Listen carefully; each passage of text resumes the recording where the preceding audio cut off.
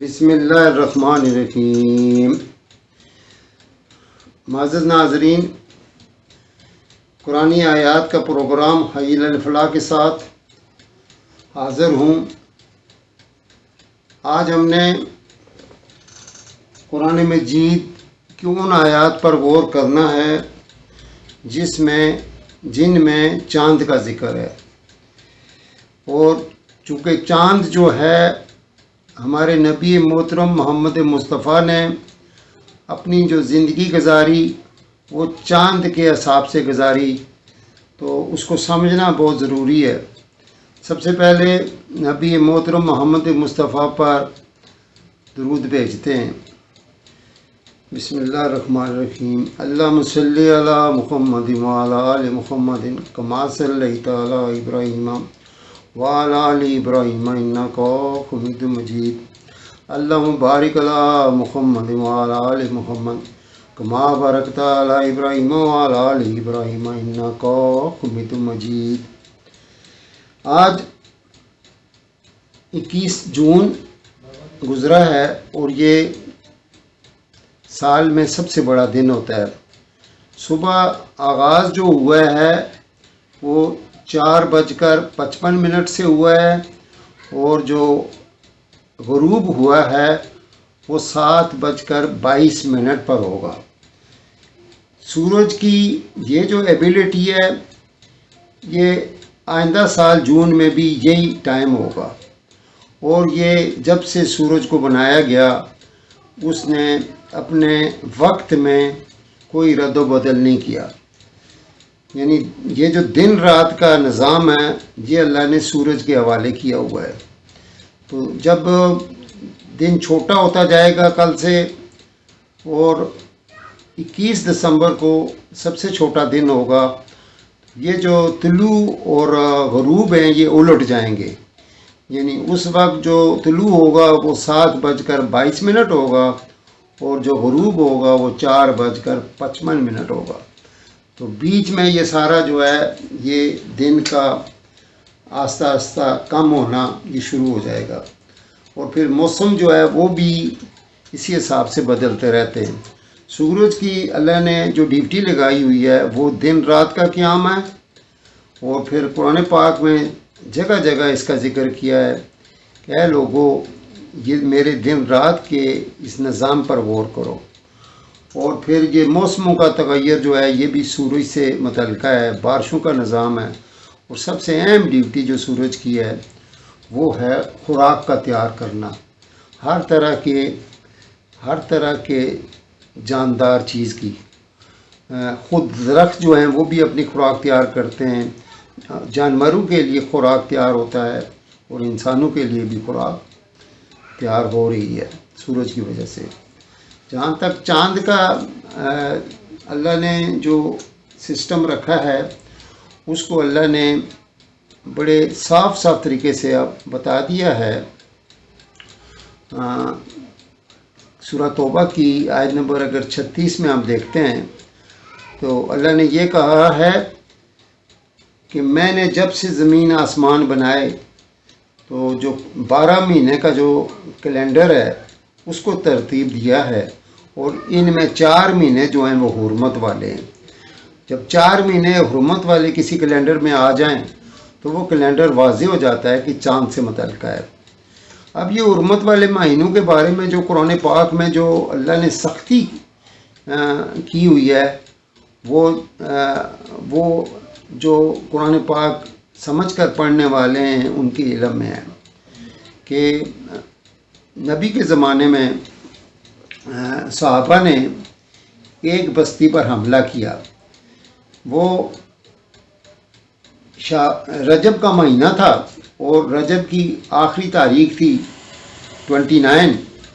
تو اب جب کوئی چاند پر چل رہا ہو کوئی قوم، تو ان کو پتہ ہوتا ہے اگر پچھلے 2-3 مہینے 30 کے گزرے ہیں تو یہ شاید 29 کا ہوگا۔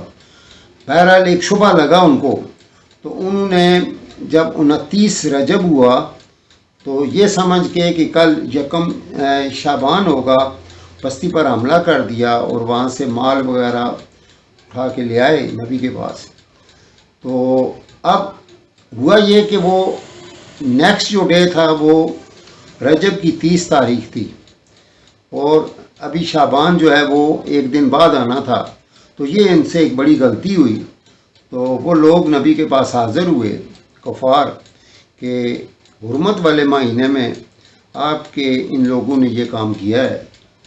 तो बहरहाल अल्लाह ने कहा है कि अल्लाह ने जब इस मामले का नोटिस लिया तो अल्लाह ने कहा कि इनसे बड़ी गलती हुई है और फिर अल्लाह ने इसको बैलेंस करने के लिए उनसे कह दिया कि तुमने भी एक बड़ी गलती की हुई है जो इनको अपने वतन से निकाला हुआ है।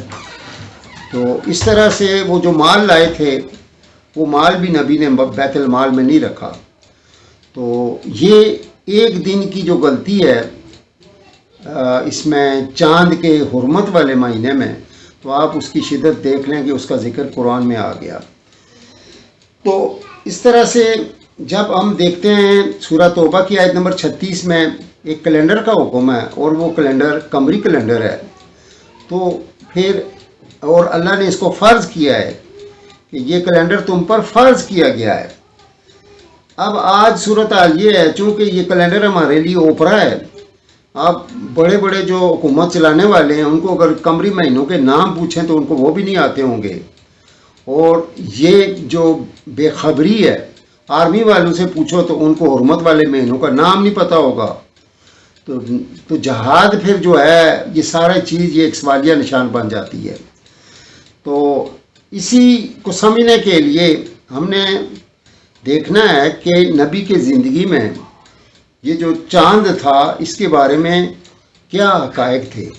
सहाबा नबी से पूछते हैं, सूरह बकरा की एक आयत है 189, पूछते हैं, ये आयत ज़रा हम देखते हैं।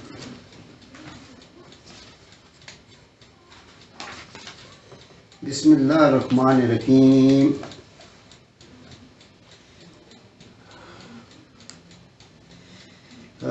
यसअलूनका अनिल अहिल्ला कुल हिया मवाक़ीतु लिन्नास। तो ये आयत जो है इसमें आप वो जो सहाबा हैं उनकी एक हर चीज़ के बारे में जो वो खोज लगाते थे, वो उनके जहन में एक सवाल आया कि नबी से पूछा जाए ये जो चाँद है ये छोटा होता है फिर आस्ता आस्ता बड़ा होता है, इसमें क्या हकीकत है। तो अल्लाह ने जवाब दे दिया कुल हिया मवाक़ीतु लिन्नास। ऐ नबी इनको जवाब दीजिए कि ये तुम्हारे लिए कुदरती जंतरी है। इससे हटकर फिर हम चले जाते हैं सूरह यूनुस की आयत नंबर 5 में, जहाँ पे अल्लाह ने चाँद के बारे में ये फरमाया कि ये जो चाँद है इसकी ये जो मंजिलें हैं इनकी वजह से ऐ लोगों तुम अपने सालों का हिसाब लगाते हो। तो अब अगर देखा जाए कि अगर इस वक्त दुनिया में से तमाम जो है कैलेंडर वो ख़त्म हो जाएं और ये जो हमारे कंप्यूटर्स हैं इनमें से भी रिकॉर्ड ख़त्म हो जाए और हमें एक नया कैलेंडर तरतीब देने की ज़रूरत पड़े, तो हम सूरज से कोई मदद नहीं ले सकते। सूरज तो सिर्फ दिन रात की निशानदेही करता है। तो हमने जो मदद लेनी है वो चाँद से लेनी है। मसलन आज 29 शवाल गुजरा है, कल अब अगर 30 शवाल है तो शाम को चाँद हमें नहीं नज़र आएगा। चाँद सिर्फ हमें 2 तारीख का नज़र आएगा आम लोगों को। हाँ, जो साइंस वाले हैं वो अपने साइंसी तहकीक से वो चाँद को पहले भी बता सकते हैं कि कब और कहाँ नज़र आएगा। जैसे इस दफ़ा ईद गुजरी है तो चाँद का जो ऐलान किया गया वो लेट किया गया है, और अगर वो पहले कर देते कि ईद जो है वो सोमवार वाले दिन है और साइंस वालों को उन्होंने रोक रखा था, मगर उनकी इज़्ज़त रह गई कि चाँद जो है वो जिस जगह साइंस वालों ने बताया था कि पसनी में नज़र आएगा, उस बेल्ट में नज़र आएगा, तो उसी तरह से हुआ। और इतवार की शाम को अगर किसी ने चाँद देखा हो तो वो 2 तारीख का चाँद था, यानी इतवार की ईद जो है वो बिल्कुल सही थी, हालांकि मुल्क के किसी और हिस्से में चाँद नज़र नहीं आया। तो महकमा जो चाँद वाला महकमा है उन्होंने तो मंडे को ईद करनी थी, तो उनकी इज़्ज़त अल्लाह ने रख ली कि वो बात मान के साइंस को मान के اور وہاں سے کچھ شہادتیں بھی آ گئیں. بہرحال جو چاند ہے اس کی ایک حقیقت ہے. مثلا کل اگر 30 شوال ہے تو شام کو ہم اگر چاند دیکھیں گے ذیقعد کا تو وہ ہمیں کسی کو نظر نہیں آئے گا. وہ اگر اس کی کوئی عمر اتنی ہوئی کہ نظر آنے والی تو تب نظر آئے گا. تو مگر کل اگر یکم ذیقعد ہے تو شام کو ہر بندے کو چاند نظر آئے گا، کیونکہ شام کا جو چاند ہوگا وہ 2 ذیقعد کا ہوگا.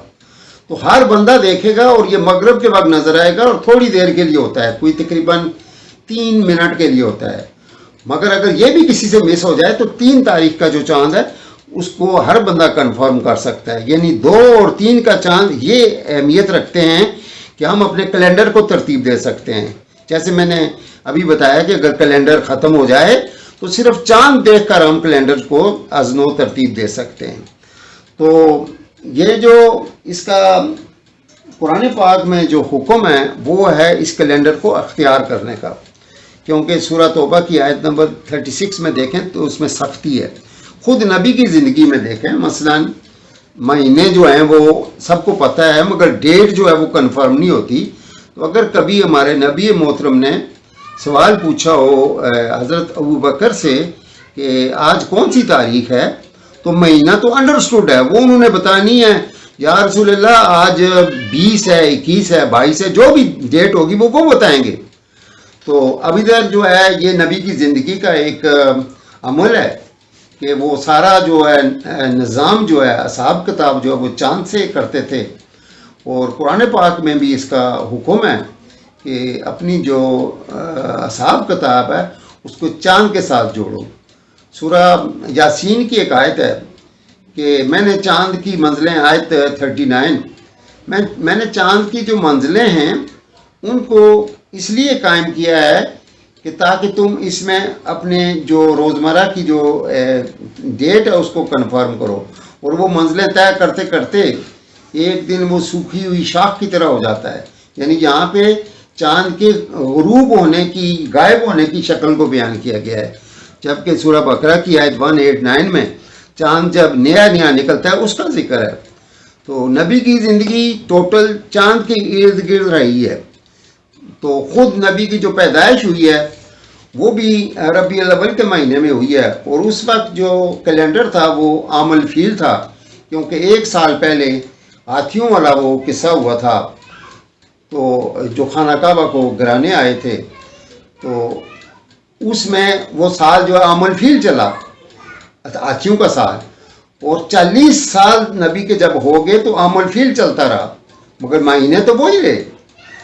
تو اس کے بعد 40 سال کے بعد جب نبوت ملی تو 90 ہو گیا. تو اس طرح سے 13 سال مکہ میں رہے تو 90 رہا. جب مکہ سے ہجرت کر کے مدینے چلے گئے تو اس سے ہجری ہو گیا. تو اس طرح سے اس کی یہ والی کیفیت تو بدلتی رہی مگر اس کی اصل جو ہے مہینے اور مہینوں کا چاند کا دیکھنا یہ سب کچھ جو ہے وہ اسی طرح سے قائم رہا. تو اب اگر ہم چاند کا کیلنڈر نہیں اختیار کرتے جس طرح کی اس وقت ہو رہا ہے پاکستان میں کہ ہمارے پاس شمسی کیلنڈر ہے، کبھی آپ نے شمسی کیلنڈر کی حقیقت کو بھی دیکھا ہے؟ کسی نے نہیں دیکھا. قرآن مجید میں سورہ مائدہ کی آیت 72 ہے، لَقَدْ كَفَرَ الَّذِينَ قَالُوا إِنَّ اللَّهَ هُوَ الْمَسِيحُ ابْنُ مَرْيَمَ. وہ لوگ کافر ہیں جو یہ کہتے ہیں کہ مریم کے بیٹے حضرت عیسیٰ جو ہیں وہ خود اللہ ہیں. اب یہ دیکھ لو، یہ ایک حقیقت جو ہے قرآن میں بیان کی ہے. اور اسی طرح سے مائدہ کی آیت نمبر 17 میں بھی یہ بات آئی ہے مگر یہاں 72 میں پوری ڈیٹیل آئی ہوئی ہے کہ یہ کتنا بڑا شرک ہے.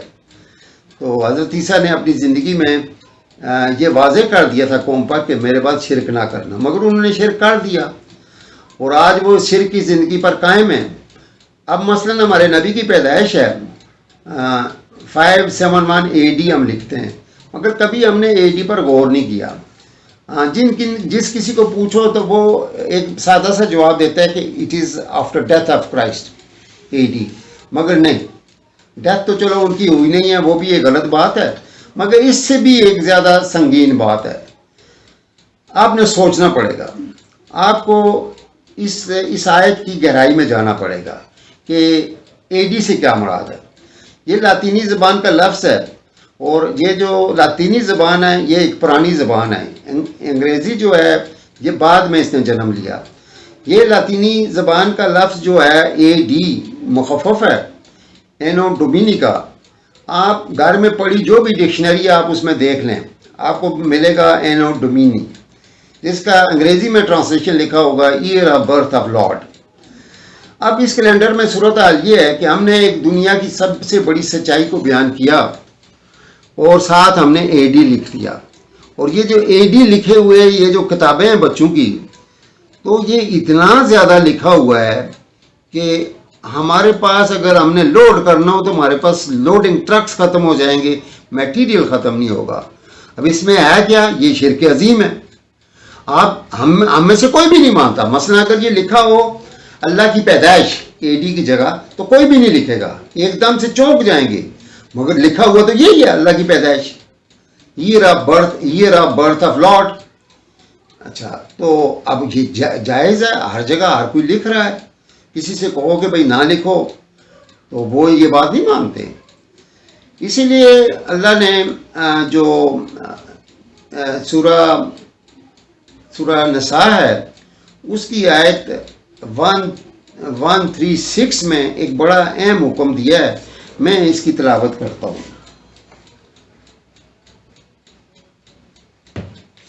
اعوذ باللہ من الشیطان الرجیم، بسم اللہ الرحمن الرحیم۔ یا ایھا الذین آمنوا باللہ ورسولہ والکتاب الذی نزل علی رسولہ نزل علی رسولہ والکتاب الذی انزل من قبل ومن یکفر باللہ وملائکتہ وکتبہ ورسلہ والیوم الآخر فقد ضل ضلالا بعیدا۔ اب اس آیت کو جو بھی غور کرے گا تو اس میں اللہ کہتا ہے کہ اے ایمان والو ایمان لے آؤ۔ تو یہ ایک بڑی اہم بات ہے، یعنی اللہ کا ایک گلہ ہے، ایک شکوہ ہے کہ ایمان والے ہی ایمان نہیں لاتے۔ تو ایمان لانے کا جو مطلب ہے، مثلا ہم قرآن پاک ہے، اس کے بارے میں ہے کہ قرآن کی تلاوت اس طرح سے کرو کہ اس کا حق ادا ہو، حق کا تلاوت ہی۔ اللہ کو اس طرح سے مانو کہ اللہ کا ماننے کا حق ادا ہو۔ نماز اس طرح سے پڑھو کہ نماز پڑھنے کا حق ادا ہو۔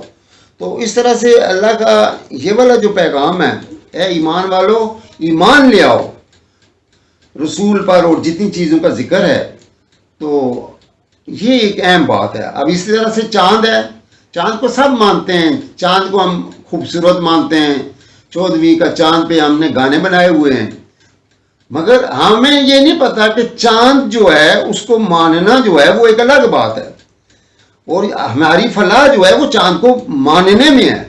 کس طریقے سے ماننے میں؟ جس طرح سے ہمارے نبی نے مانا۔ تو اگر ہم نبی سے ہٹ گئے، ہم نے وہ کیلنڈر قائم کیا، اس کیلنڈر پر چلے جس میں شرک عظیم ہے، حضرت عیسیٰ کو نعوذ باللہ اللہ مانا ہوا ہے، اور اللہ کی خبر ہے قرآن پاک میں۔ آپ اس آیت کو خود دیکھ لیں، اللہ کی یہ خبر ہے۔ اور سورہ توبہ بھی یہی ہے کہ عیسیٰ کو، اب ان کی مختلف ایمان تھے، مگر جو ایمان ڈومینیٹ کر گیا ان کا، جو حضرت عیسیٰ کو انہوں نے اپنی طرف سے لٹکایا، اور وہ یہ سمجھ گئے کہ یہ ہمارا کفارہ دے کے چلے گئے، اور ان کے 200 سال بعد جو ان کے عالم تھے ان کو خیال گزرا کہ یہ جو حضرت عیسیٰ تھے یہ خود اللہ تھے، تب انہوں نے بیک ڈیٹ میں اندازے سے کیلنڈر ترتیب دیا۔ آج 25 دسمبر ہوتا ہے تو ہمارے سارے جو حکمران ہیں ان کے ساتھ شامل ہوتے ہیں۔ کیا چیز منا رہے ہو بھائی؟ کیا حضرت عیسیٰ کی پیدائش منا رہے ہو کہ اللہ کی پیدائش منا رہے ہو؟ یہ تو انہوں نے اللہ کی پیدائش قائم کی ہوئی ہے۔ تو یہ باتیں بڑی سوچنے کی ہیں، ہمیں ان پر غور کرنا ہوگا۔ ہمیں بڑا آسان سی بات ہے کہ ہم نے چاند کو ماننا ہے جس طرح سے ماننے کا حق ہے۔ تو یہ جو دکاندار حضرات ہیں، جو وہ لوگ جو کہ نوکری میں نہیں ہیں، یا جو اسٹوڈنٹس ہیں جو میری بات سن رہے ہیں، ان کو تو ضرور اس پر عمل کرنا چاہیے، کیونکہ آگے ہم نے اگر نسل چلانی ہے تو اللہ کے حکم کے تحت چلانی ہے۔ اگر ہم نے یہی روش رکھنی ہے تو ہمارا جو انجام ہے وہ اچھا نہیں ہوگا۔ یہ چاند جو بظاہر چمکتا ہے یا گڑتا بڑھتا ہے، اس میں ہماری جنت بھی ہے اور اس میں ہماری دوزخ بھی ہے. جو مانیں گے ان کی جنت اس چاند میں ہے. تو یہ دنیا ہمارے لیے اللہ نے جو دائرہ کھینچا ہوا ہے نا، یہ آیت کہہ کر یا ایھا الذین آمنوا باللہ ورسولہ، تو یہ ایک بڑا اہم میسج ہے اللہ کرے ہمیں اس کی سمجھ آ جائے. غالب پتہ نہیں کس چیز سے پریشان تھے، ان کا ایک شعر ہے جو اس وقت فٹ آ رہا ہے. نہ تھا کچھ تو خدا تھا، کچھ نہ ہوتا تو خدا ہوتا، ڈبویا مجھ کو ہونے نے، میں نہ ہوتا تو کیا ہوتا.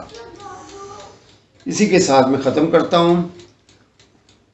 السلام علیکم ایھا النبی و رحمۃ اللہ وبرکاتہ. خدا حافظ.